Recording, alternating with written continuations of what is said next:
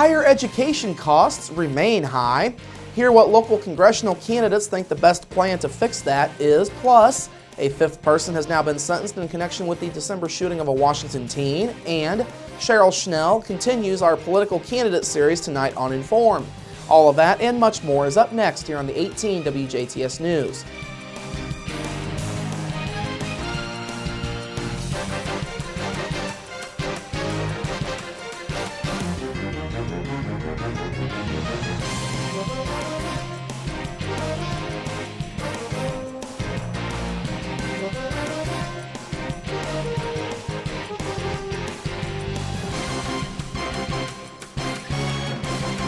Hello, I'm Bradford Raths. Well, we've all heard about problems with K-12 education, both in Indiana and beyond. However, legislators say higher education also remains a concern. Earlier this week, 8th District Congressman candidates Larry Bucshon, Tommy Spangler, and Andy Horning fielded several questions about higher education, specifically the affordability of it. Recent national data from the Project on Student Debt shows that 7 out of every 10 college seniors who graduated last year had debt from student loans. The average amount of debt, a staggering $29,400 per borrower. The Project on Student Debt says between 2008 and 2012, the combined student debt with federal and private loans increased by an average of 6% each year. Bucshon says with the costs of higher education going up, the federal government should take on a different role than it has recently.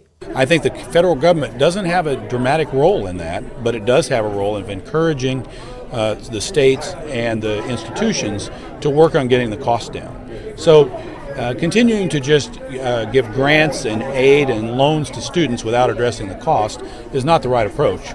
But I do think we'll be able to get the cost of education down, and we have to. Meanwhile, Spangler pointed to the Center for Technology, Innovation, and Manufacturing building on the VUJC campus as an example of the direction that higher education should go. He says VUJC and other regional-type campuses are a viable option for students. We realize that not every student that comes out of high school is going to be a 4-year kid, okay, or young person.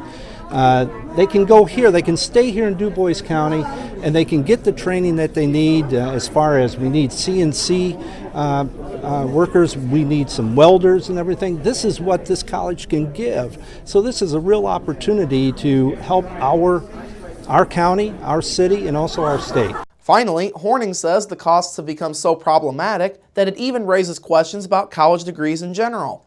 Obviously, it's going the wrong direction, right? I mean, with both Democrats and Republicans, they've increased the cost of education to the point where it makes no sense. The cost-benefit ratio of a college degree has gone way out the window now. Horning echoed Bucshon's sentiment, saying a lesser role for the federal government in education would be the best way to go in order to find a solution. Now, on the state level, the Project on Student Debt says the average debt of a 2012 Indiana college graduate was nearly $27,900 per borrower, 16th highest in the nation. 64% of 2012 college graduates in Indiana had student loan debt. That number was 13th highest. The last person directly linked to the December 2013 shooting of a Washington teen has now pleaded guilty. 30-year-old Donald Cruckton entered the guilty plea in Davies Superior Court on 2 Class B felonies for aiding, inducing, or causing criminal confinement. Cruckton is the 5th person to plead guilty in connection with the shooting of 17-year-old Devin Burris at the Ebenezer Baptist Church in Washington back on December 6th. 18-year-old Logan Evans, 19-year-old Lucas Benjamin, 29-year-old Craig Street, and 19-year-old Heaven Berry are all currently serving sentences in connection with the shooting. Now, Cruckton had been facing murder charges along with 2 counts for robbery resulting in serious bodily injury and 2 counts of criminal confinement. The remaining counts would be dropped if this plea is accepted. Now, according to court records, Cruckton was with Burris on December 6th when Street took them to the parking lot at the church. Cruckton then followed Burris to a car. At that point, Burris tried to rob Benjamin and Evans during an attempted drug deal. Evans shot Burris during the course of the fight. Benjamin and Evans fled the scene while Burris was dropped off outside of Davies Community Hospital by Cruckton and Street. Burris was pronounced dead due to the gunshot wound. Cruckton is set to be sentenced on January 9th. Well, we now know more about the bomb threat that led to the evacuation of students at Washington High School yesterday. Washington police say the school was evacuated just before 12:30 after officials were notified of the threat. The threat had been posted through the anonymous social media site Yik Yak. Parents were notified through the school's phone outreach program within 15 minutes of the report. Washington Police and Daviess County Sheriff's deputies then did a sweep of the entire building. Nothing was found, and students went back to class just before 1:30 p.m. Authorities have not yet identified a suspect in this case. Their investigation is still ongoing. County library officials will soon be making decisions about the future of the Birdseye Library. The Du Bois County Contractual Library Board, along with Universal Design and the Indiana 15 Regional Planning Commission, will be hosting a public hearing about results of a recent planning study. That hearing will take place at 6 p.m. next Thursday, November 6th. It will be held at the Birdseye Masonic Lodge prior to the Birdseye Town Council's regular meeting. The public is being encouraged to attend. Now, Indiana Region 15 awarded a $15,000 planning grant to the Birdseye Library late last year to do the study. Contractual Library Board President Kathy Treader says all options are being considered for the Birdseye Library. These include expanding or renovating the current site and even a brand new building. The current Birdseye Library is housed inside the former Birdseye Town Hall. Folks can enjoy an extra hour of sleep this Sunday morning with the end of daylight savings time. Clocks will fall back to standard time at 2 a.m. on Sunday. Smartphones, computers, and other items with automatic date and time settings will make the change for users, but folks with analog clocks and watches will have to manually set their timepieces back 1 hour. Making the adjustment before bed on Saturday night is highly suggested.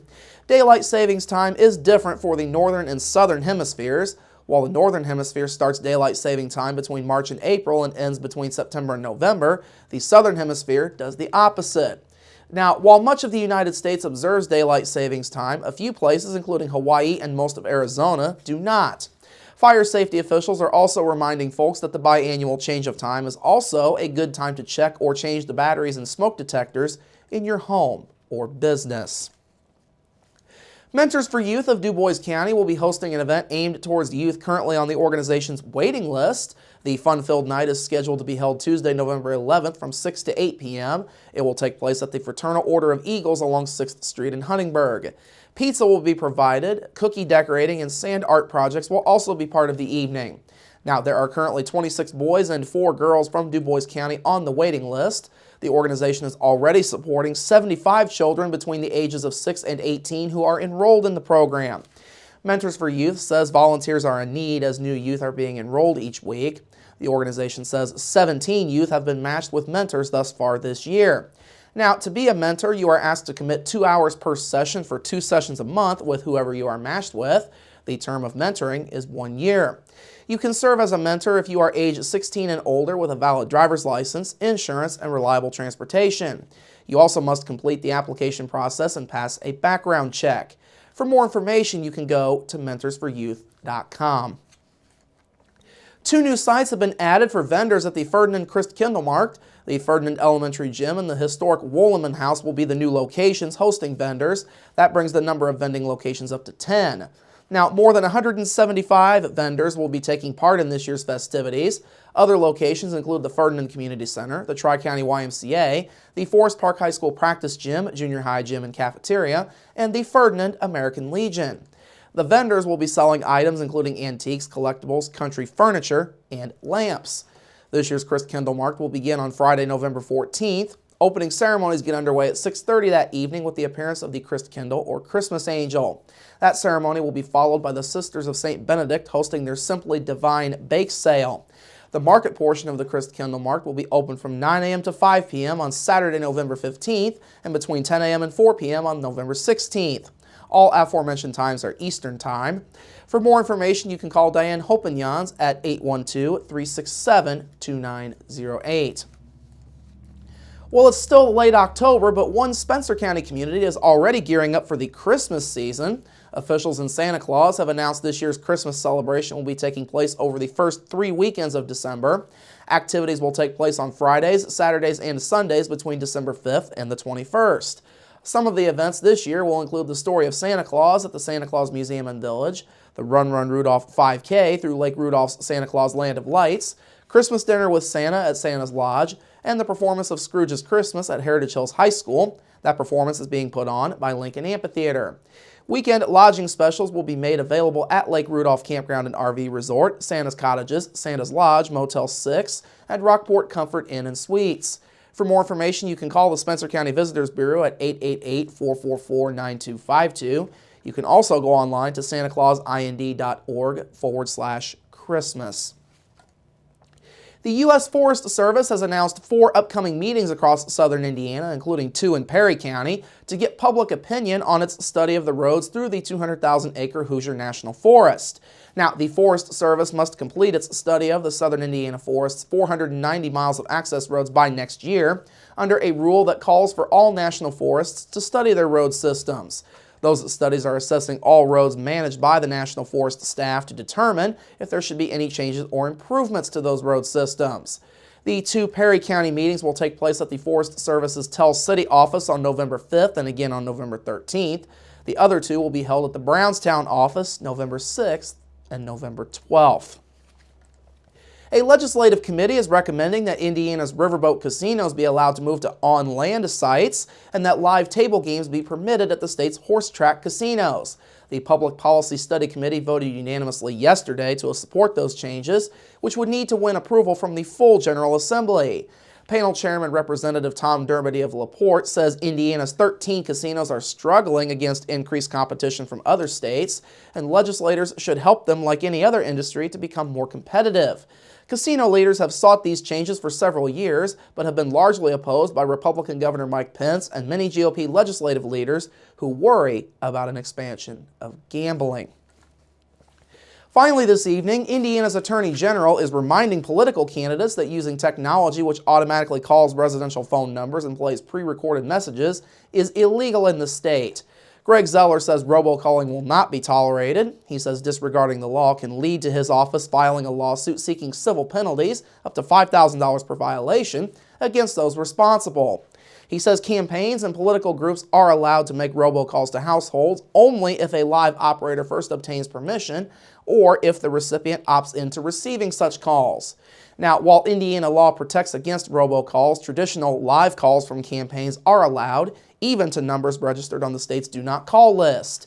Indiana residents who receive robocalls can file a complaint with the Attorney General's Consumer Protection Division. All right, coming up after the break, your local forecast, sports with Kurt Gooksell, and Inform with Cheryl Schnell. That's all up next here on the 18 WJTS News. Local people watching local people.